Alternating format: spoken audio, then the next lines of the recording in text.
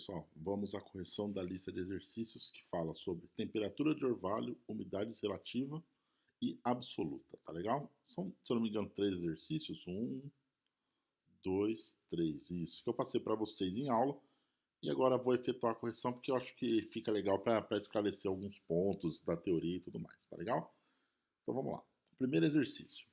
Uma amostra de ar atmosférico a 100 kPa apresenta temperatura e umidade relativa iguais a 25 graus Celsius e 75%. Determine a umidade absoluta e o ponto de orvalho dessa mistura. Considere que a mistura é aquecida até que a temperatura atinja 30 graus Celsius no processo isobárico. Qual é a umidade relativa da mistura nessa nova condição? Tá legal, pessoal? Então, vamos lá. O que eu tenho de condição inicial, né? Eu sei que a pressão da minha mistura lá, ar mais vapor de água, é 100 kPa. A temperatura dessa mistura é 25 graus Celsius e a umidade relativa 0,75, né? Ou 75%. Só que a gente trabalha, né, com 0,75. Tá legal, pessoal? Quando eu tô falando de ar atmosférico, eu estou considerando o ar mais o vapor de água. Tá legal, pessoal? É isso que eu tenho ali. Então, olha só. Desses dados aqui que eu tenho, tirei do enunciado, não fiz nada até agora, eu já consigo achar o meu PG a 25 graus Celsius, né? A pressão de saturação a 25 graus Celsius. Como é que eu acho essa pressão aqui? Essa pressão é a pressão de saturação para a água, tá legal? A 25 graus Celsius. Onde que eu acho isso? Lá na tabela. Vocês têm essa tabela aqui, a tabela de água saturada, tá legal? Aí, olha só, vocês vão lá a 25 graus Celsius, na temperatura de 25 graus Celsius, e a respectiva pressão de saturação está aqui, ó, 3,169 kPa. Tá legal, pessoal? Então, o PG, a pressão de saturação da água a 25 graus Celsius, é 3,169. Então, é o valor que eu tenho aqui, ó, 3,16991 kPa, tá legal? Não sei nem porque eu botei 1 aqui. Acho que a minha tabela é um pouquinho diferente da de vocês, tá? Tem 1 no final, mas não vai fazer diferença nenhuma, não. 3,1691 kPa, tá legal? Eu sei que a minha umidade relativa é dada pela relação entre a pressão parcial do vapor e a pressão de saturação PG, tá legal? Se eu já tenho a minha umidade relativa de 0,75, o meu PG de 3,1691, eu consigo achar meu PV, tá? Meu PV de 2,38 kPa. Ou seja, a pressão parcial do vapor de água é igual a 2,38 kPa. Então, de 100 kPa, que é a minha pressão total, dessa pressão aqui, 2,38 kPa corresponde à pressão do vapor de água que está ali dentro, tá? Aí, como é que eu vou achar a temperatura de orvalho? A temperatura de orvalho é a temperatura de saturação para essa pressão aqui, tá? Então, vou lá na tabela de novo e procuro, né? 2,38. Então, vou procurar aqui o intervalo. Onde que está o 2,38? Né? A pressão está aqui, ó, 2,339 e 3,169. Então, meu 2,38 está aqui no meio, né? Aqui eu tenho as temperaturas correspondentes a essas pressões de saturação. Então, como é que eu vou achar a pressão, a temperatura de saturação, né, para esse carinha aqui? Eu vou fazer uma interpolação linear, tá? Com esses valores aqui. E com uma interpolação linear eu vou achar o valor de 20,25 graus Celsius, tá legal? Então a temperatura de orvalho para 2,38 kPa é de 20,25 graus Celsius. Tá legal, pessoal? Então ele quer também, ó, né, ele quer saber a umidade absoluta, o ponto de orvalho dessa mistura aqui. Então olha só, eu sei que a pressão do ar seco, a pressão parcial do ar seco, é a pressão total menos a pressão parcial do vapor, tá legal? Quanto que é a minha pressão total? É 100. Quanto é a minha pressão parcial do vapor? 2,38. Ou seja, a pressão parcial do ar é 100 menos 2,38, que é 97,62 kPa. Tá legal, pessoal? Então agora, como eu já tenho a pressão parcial do vapor e a pressão parcial do ar, eu consigo achar a umidade absoluta da mistura. Tá legal? Umidade absoluta pode ser dada pela equação 0,622 vezes a razão entre a pressão parcial do vapor e a pressão parcial do ar, tá? Então 0,622 vezes 2,38 dividido por 9,762 é igual a 0,015, tá? Então a minha temperatura de orvalho é 20,25 graus Celsius, E a pressão absoluta, desculpa, a umidade absoluta da mistura, 0,015 graus Celsius. Tá legal, pessoal? Aí ele quer um segundo caso, né? Considere que a mistura é aquecida até que a temperatura atinja 30 graus Celsius num processo isobárico. Qual é a umidade relativa da mistura nessa nova condição? Então ele quer saber qual a umidade relativa da mistura, considerando um processo isobárico e um aquecimento de 30 graus Celsius, tá? Lembrando que um processo isobárico é aquele processo que ocorre a pressão constante, tá legal? Tranquilinho, pessoal? Então, a pressão ali, ela vai continuar 100 kPa, tá legal? Então é o seguinte, eu tive o aquecimento da minha mistura, né? Se eu tive aquecimento da minha mistura ar mais vapor, eu não tenho condensação de água. Não tem condensação nenhuma de água ali, tá legal? Ou seja, se eu não tenho condensação de água, significa que a quantidade de vapor que eu tenho na mistura é a mesma, tá? E com isso, a pressão parcial do vapor ela se mantém constante. Então a pressão parcial do vapor, mesmo com aquecimento de 30 graus Celsius, como não tive condensação, é mantida a 2,38 kPa. Tá legal? Então eu já tenho aqui, já sei que a minha pressão parcial do vapor, nessa nova condição, é 2,38 kPa. Só que agora eu preciso, né, da pressão de saturação a 30 graus Celsius para calcular a umidade relativa, que é a relação entre PV e PG, tá certo? Como é que eu vou achar a pressão de saturação para 30 graus Celsius? De novo, vou na tabela lá da água saturada, procuro 30 graus Celsius, e qual que é a pressão correspondente de saturação? 4,24,6. Então tá aqui, ó, 4,2461, que nem eu falei, peguei da minha tabela e não dessa que eu tô mostrando para vocês, então tem uma pequena diferença, mas o conceito é o mesmo, tá? A pressão ali de saturação para 30 graus Celsius é 4,2461 kPa. Com isso, já tenho a minha pressão parcial do vapor e a pressão de saturação nessa nova condição, consigo calcular, né, a umidade relativa nesse aquecimento para 30 graus Celsius. Então, 2,38 dividido por 4,2461 é igual a 0,56. Tá legal, pessoal? Com isso, o primeiro exercício tá resolvido, tá certo? Então vamos para o segundo. Considere 100 metros cúbicos de uma mistura ar-vapor d'água a 0,1 MPa, 35 graus Celsius e com umidade relativa igual a 70%. Calcule a umidade absoluta, o ponto de orvalho, a massa de ar e a massa de vapor d'água na mistura. Tá legal, pessoal? 0,1 megapascal é equivalente a 100 kilopascal, tá? Tá legal? E lembre-se, eu tenho aqui ó, um reservatório de 100 metros cúbicos, eu estou utilizando o modelo de Dalton. Então, quando eu for calcular a massa de ar seco e a massa de vapor de água, eu estou considerando a ideia de gás perfeito, né? Para um para outro.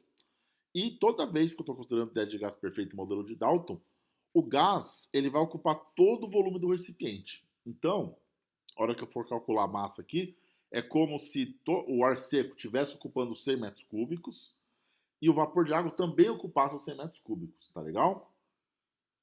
Então vamos lá. O que eu já consigo retirar do enunciado aqui? Já tenho a pressão total de 100 kPa, já sei que a temperatura da mistura é 35 graus Celsius e também tem a umidade relativa de 70%, 0,7, né? Então vamos lá. Pressão de saturação a 35 graus Celsius aqui. Vou lá na tabela de água saturada, 35 graus Celsius, vou achar a pressão correspondente de saturação. Tá aqui, tá legal? Aqui no meu dá 5,6280, acho que tá igual, né? Aqui tá igual. 5,6280 kPa. Então essa é a pressão de saturação a 35 graus Celsius. Tá legal, pessoal? Se eu já tenho umidade relativa e a pressão de saturação na temperatura da mistura, já consigo calcular minha pressão parcial do vapor, né? Então a pressão parcial do vapor é 3,9396 kPa. Com isso, já vou calcular o ponto de orvalho, a temperatura de orvalho da mistura. Lembrando, temperatura de orvalho e ponto de orvalho é a mesma coisa, tá legal? Então vou lá na tabela 39396, onde que ele está. Ele está nesse intervalo, né, de 3,16,9 e 4,24,6 e as correspondentes temperaturas. De novo, eu preciso fazer uma interpolação linear para achar a temperatura. Fazendo essa interpolação linear, eu vou achar o valor da temperatura de orvalho de 28,6 graus Celsius. Tá legal, pessoal? Tranquilinho? Também já consigo calcular a pressão parcial do ar seco, que é a pressão total menos a pressão parcial do vapor. Pressão total é 0,1 megapascal, que é 100 kilopascal, menos 393,96, que é igual a 96,0604 kilopascal. Então essa é a pressão parcial do ar seco ali a 100 kilopascal. Tá legal, pessoal? Então olha só, já calculei. Então agora eu consigo já calcular a massa de ar seco e a massa de vapor de água. Lembrando que eu estou considerando tudo como gás perfeito, né? Então posso utilizar a nossa famosa equação PV igual a MRT. Legal, pessoal? Lembrando que a pressão aqui que eu vou trabalhar são as pressões parciais, né? Se eu vou calcular a massa de ar seco, eu vou usar a pressão parcial do ar seco. Se eu vou calcular a massa de vapor de água, eu vou utilizar a pressão parcial do vapor de água. Tá legal, pessoal? Então, PAV igual a MARAT para calcular a massa de ar seco. Vou isolar o M, então eu vou ter PV dividido por RT. Quanto que é a pressão parcial do ar seco? A gente acabou de calcular. 96,0604 vezes o volume, 100 metros cúbicos, vezes 100, dividido pela constante do ar, que é 0,287, vezes a temperatura em Kelvin. Tá legal, pessoal? Então, aqui está dado em graus Celsius. Então, em Kelvin, 35 mais 173, que vai dar 308. Com isso, eu já sei que a massa de ar seco é de 108,7 kg. Beleza? Vou guardar ele aqui. Vou calcular a massa de vapor de água. PV igual a MRT. Vou isolar o M, tá? Para calcular a massa de vapor de água. Pressão parcial do vapor é 3,9396 vezes o 100 do volume. Lembrando, o modelo de Dalton está ocupando todo o volume, tanto o ar seco quanto o vapor de água.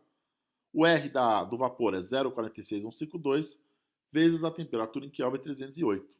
Com isso, eu já sei que a massa de vapor de água é 2,77 kg. Por que eu calculei as massas? Porque eu posso escrever a unidade absoluta como a relação entre a massa de vapor e a massa de ar seco. Tá legal? Então, 2,77, que é a massa de vapor, dividido pela massa de ar seco, que é 108,7. Com isso, eu vou achar um valor de unidade absoluta de 0,0255. Tranquilo, pessoal? Então vamos para o terceiro agora. Calcule a quantidade de vapor d'água condensada se a mistura do exercício 2 for resfriada a 5 graus Celsius num processo a pressão constante. Tá legal, pessoal? Então, olha só. Estou considerando aqui, né, os dados que eu estou tirando daqui.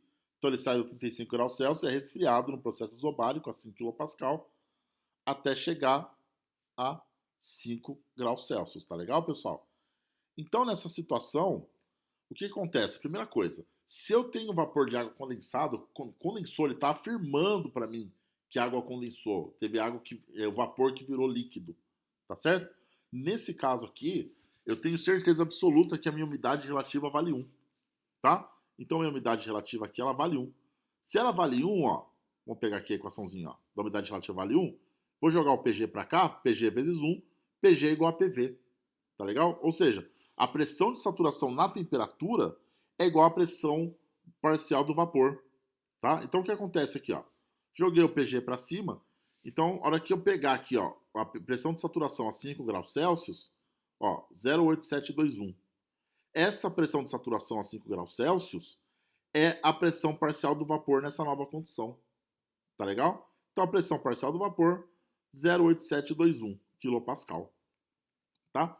Vou calcular a pressão parcial do ar seco nessa nova condição, porque o que acontece? Eu tenho uma diferença aqui, tá, da pressão de vapor, por quê? Porque a quantidade de vapor na mistura diminuiu, tá? É por isso que o valor caiu, porque parte da água condensou, então eu tenho menos vapor ali. Então a contribuição do vapor para a pressão total, ela fatalmente é menor, tá legal? Então agora eu vou calcular a pressão parcial do ar seco nessa nova condição, que é a pressão total menos a pressão parcial do vapor, 100 menos 0,8721, 99,128. Lembrando, ó, como eu estou considerando a condição inicial do exercício 2, em um processo isobárico, a pressão é 100 kPa. Tá legal, pessoal? Então, 100 menos 0,8721, 99,128 kPa. Quanto que eu tinha de massa de vapor inicial? Também do exercício 2 ali, ó. 2,77 kg, tá? Então essa é a massa de vapor inicial que eu tinha na mistura. Então, através da equação de PV igual a MRT, eu consigo calcular qual o valor de massa que eu tenho nessa condição final aqui, tá? Lembrando que a pressão parcial do vapor nessa nova condição é 0,8721. O volume que ele ocupa pelo modelo de Dalton continua sendo 100 metros cúbicos, dividido pelo 0,46152, que é o R do vapor, vezes a temperatura, né? A temperatura aqui, né? Tá legal, pessoal? Então, olha só. Isso aqui vai dar 0,63 quilogramas. Tá legal, pessoal? Então, a massa de vapor condensada é a diferença entre a massa que eu tinha inicialmente e a massa que eu tenho no fim, né? Então, 2,77 menos 0,63 dá 2,14 quilogramas. Tá legal, pessoal? Então, essa aqui é a massa de vapor condensou, porque eu tinha 2,77 quilogramas de vapor no início e 0,63 no fim. Quanto que virou água líquida? A diferença entre os dois, 2,14 quilogramas. Tá legal, pessoal? Então, pessoal, essa foi a correção da lista de exercícios. Qualquer dúvida, vocês me perguntem do Colab, tá bom, pessoal? Então, grande abraço e até mais.